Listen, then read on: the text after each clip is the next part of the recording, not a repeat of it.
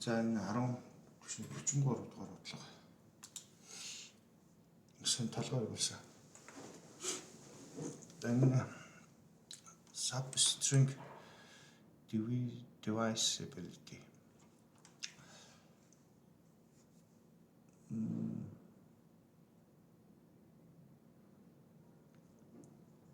Дид дарааллын хуваагдах чанар гэх юм. Ашиглалын тоог авч үзье л да. Энэ бол тэгээс 9 пан дижитал юм байна л да. Тэгээс 9 хүртэл цифр орсон. Гэхдээ нэг л орсон. Тэгээ давхартаагүй тий. Тэгээ 10 онтой гэсэн.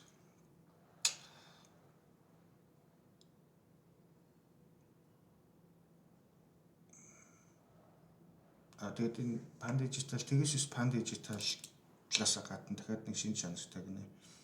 Substring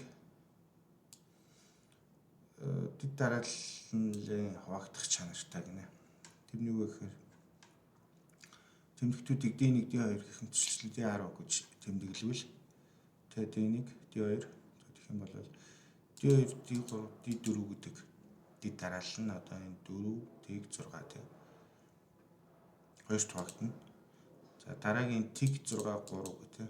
Тэр нь 3-т хуваагдана гэх мэтчлэн хамгийн сүүлийн дараалал нь 289 энэ 17-т хуваагдана гинэ. Тэгэд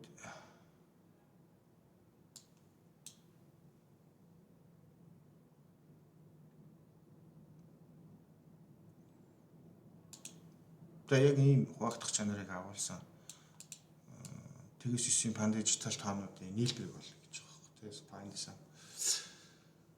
10-ийн факториал гэдэг л дээ.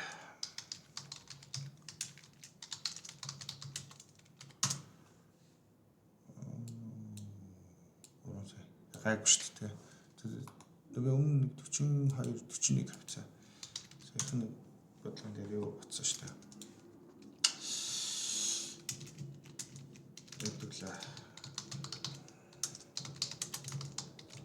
Next permutation гэдэг функц ашигласан шүү дээ. Тэрийг ашиглал. Тэгээ very easy бодлоготой. Тэгвэл 10 тий.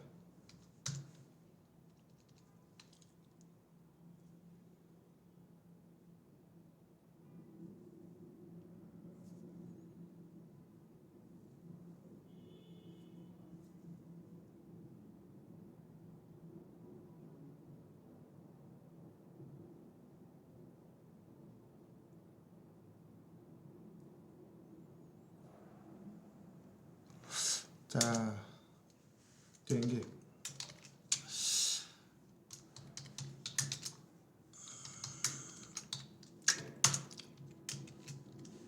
энэ одоо юу юм тийм баг юм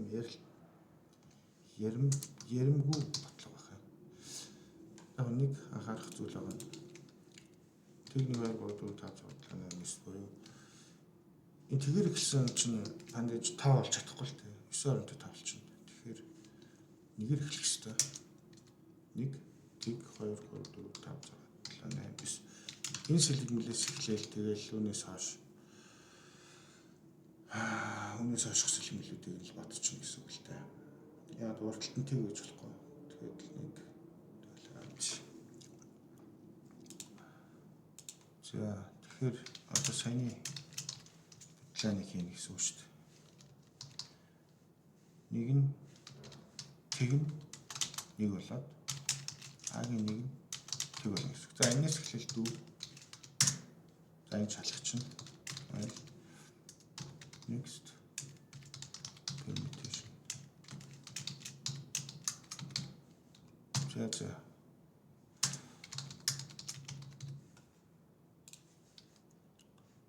Oost зэрлэг long авчихна. Үйлэн ч 10 оронтой тоочин тийм long сэтэрж болно те. Long сэтэрж болно тийм учраас long-ос бол хэврэхгүй яагаад ч. Сандал тац. Сандал long-ыг хурцгын мянгал гэх бах та. Сандал.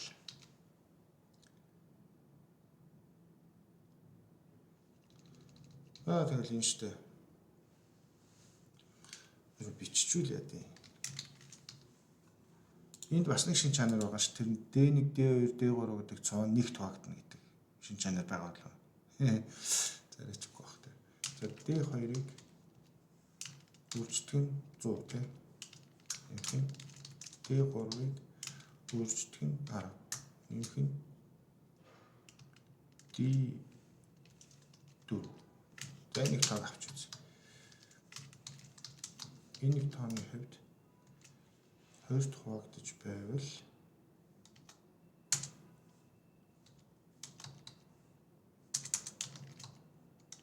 тэгс ялгаатай байвал манай шаардлагыг хангах тоо биш үү аахгүй тий. Тэгэхээр зүгээр шууд next permutation дараагийн сэлгэмэл. За ёо энэ ясан гоё амархан бодлого. Энэ 3 тий. Анхны тоонууд байсан шүү дээ. 2 3 тий.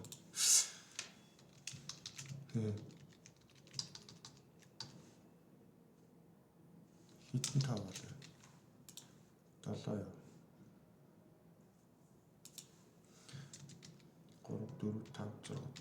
За. 4 5 6 энэ нь болохоор 5 тий. Одоо 5 6 7 хүчтэй ч юм. 6 7 9. За энэ 11. 13 17. За энэ тайм цөөхөн баг уу? Яачиж үз. 7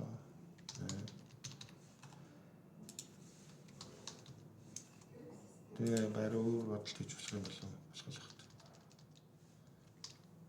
Систем төгсдөл зохиол боддог гэсэн систем бодлогыг болох л юм. За одоо нөгөө тоо олцсон. Тийм учраас одоо бид нөгөө тоо за нөгөө аяг ашиглалчтай нэг удаа юунд ашиглах вэ?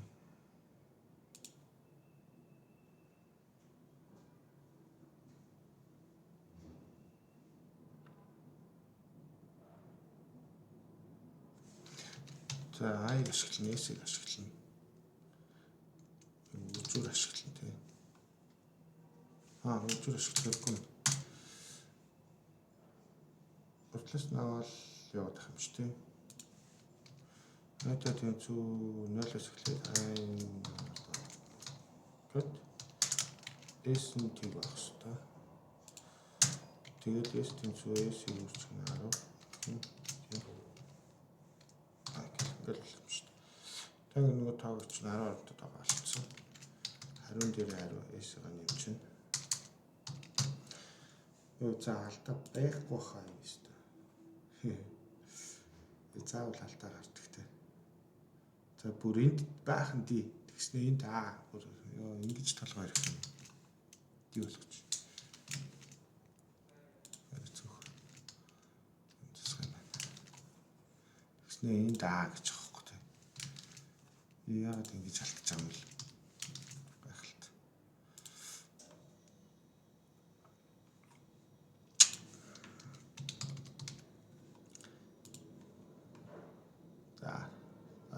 Болсон бис.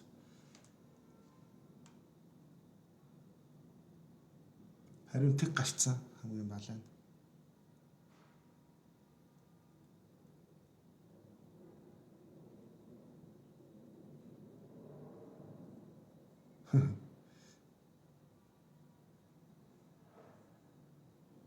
Яагаад тэг гарцсан бэ?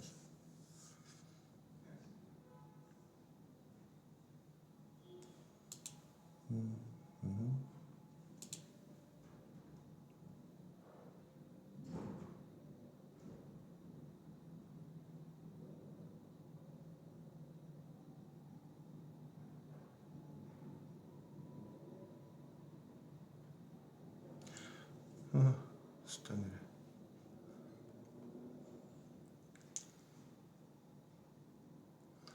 Асуучлаа.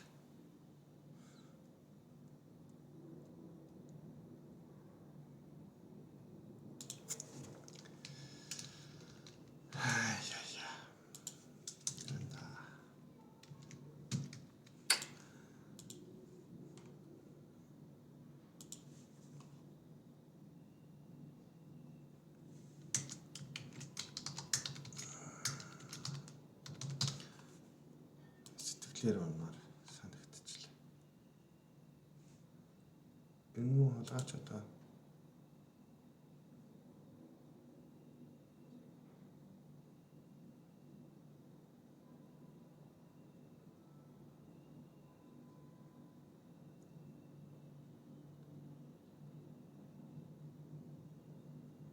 энэ юу болох болч та.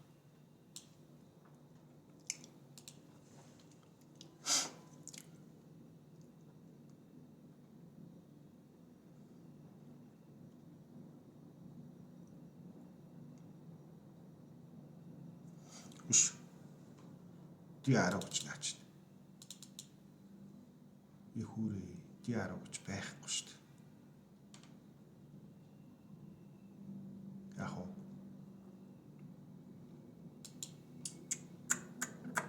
D9 шүү дээ. Бид нар индексийн тэгээс эхэлсэн шүү дээ. Тэсэд 2 3 4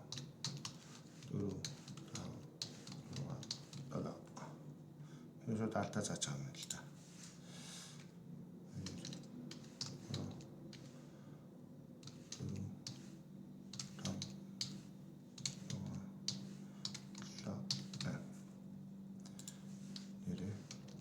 Индекс энэ индекс сезон марчаад байгаа юм а тэгээс эхэлж индекс л гэдэг. Манай D9 бол энэ бодлогын D10 багхгүй тийм.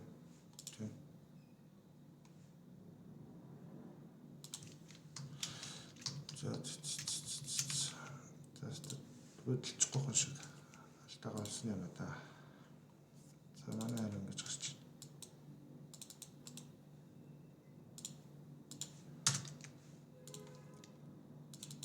Жинхэнэ харин болохоор.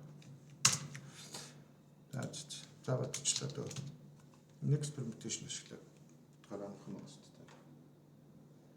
За дуслаа. 42 дугаар бодлого. 43 дугаар бодлого. Дэд дарааллын хаваагт гэж байна.